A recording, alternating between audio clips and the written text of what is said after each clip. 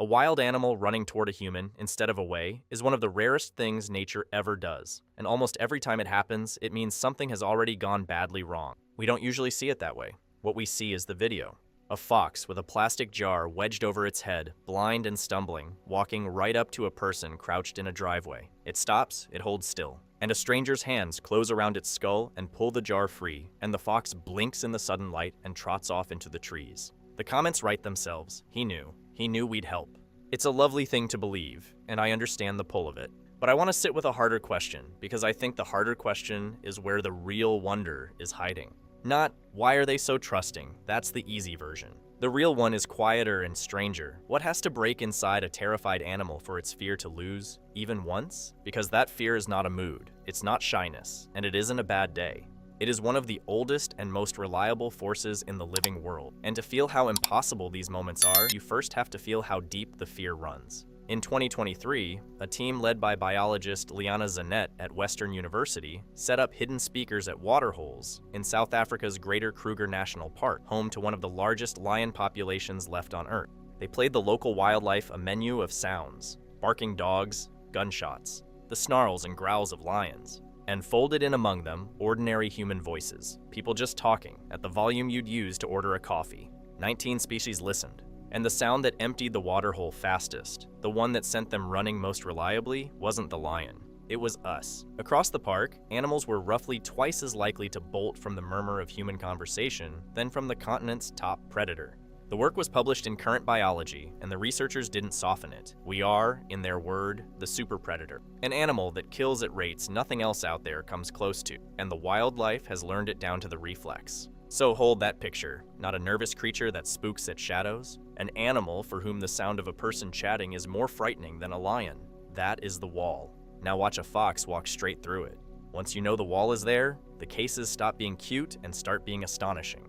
And there are more than one. Start with the dolphin, because that one's on film, and I can give you the details. Kona, Hawaii, 2013.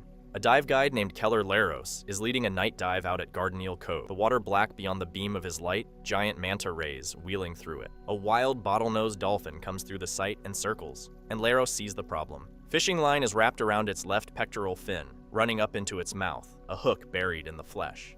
He raises a hand and almost absurdly curls one finger. Come here, and it does. For the next 8 minutes, the dolphin holds itself inches from a stranger's face, while that stranger works a hook and a pair of scissors near its eye. Twice it slips up to the surface for a breath, and twice it comes back down and presents the fin again. Laros later said the thing that unsettled him was how obviously the animal understood what was happening.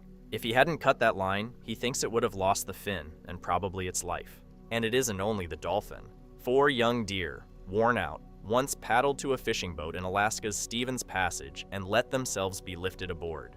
A raven, a bird whose entire life strategy is do not let the ape near you, has sat still and allowed a person to draw porcupine quills out of its face, one by one. These are real. That's the first thing I want to be honest about. Not zoo animals, not pets, not staged for a camera. They happened, they were witnessed, and I have no interest in explaining the magic away. I want to explain it better. Because here's the second honest thing, the part that never makes it into the caption. Look at that list again. A jar crushing a skull, a hook and line cutting into a fin, quills in a face, 4 deer too spent to keep swimming. Every one of these animals isn't merely near a human. It is blind or hooked or drowning or in real pain, and crucially, out of moves. And that reframes the whole thing. The dolphin didn't approach Laros the way you'd walk up to a friend.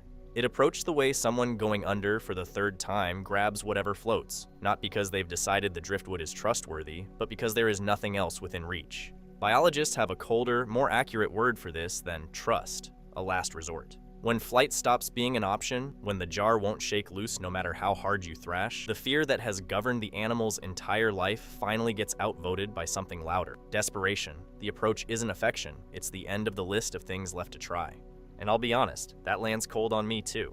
It feels like I've taken the warm thing and pinned it to a board. So stay with me, because this is the exact spot where most people grab one side and drop the truth. If you say, fine, it's just desperation, a reflex, nothing more, you're wrong in the other direction, and here's why.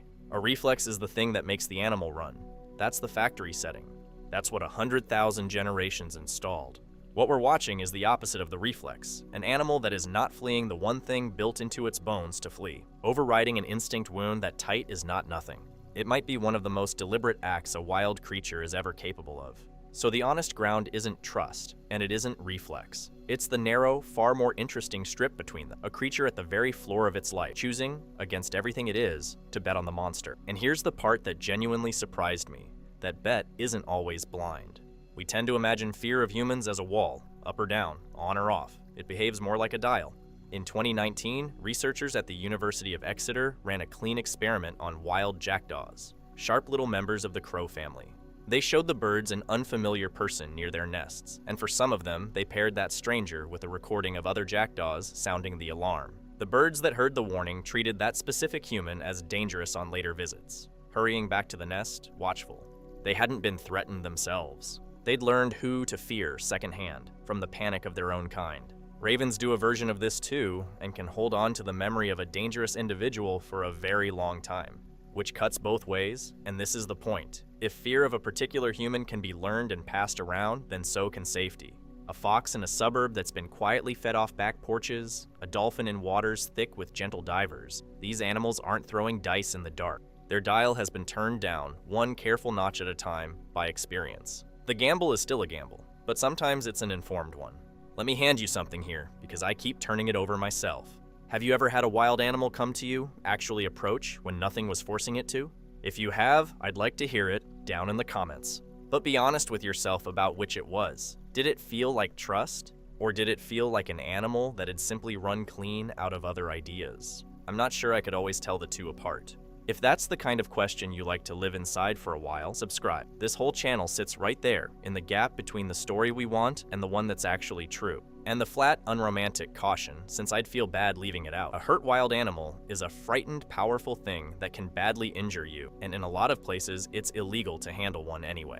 Admire the videos, call a professional, because here's where all of it turns, and it turns back toward us. We love these clips. We share them, we get a little misty, and the reason underneath is quietly flattering. The wild chose us. Of every creature on Earth, the fox picked a human.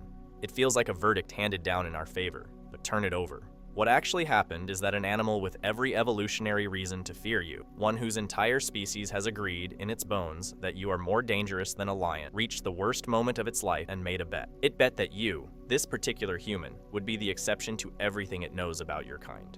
That's not proof it trusts us. It isn't the animal telling us we're good. It's the animal handing us a test and going quiet to see how we answer.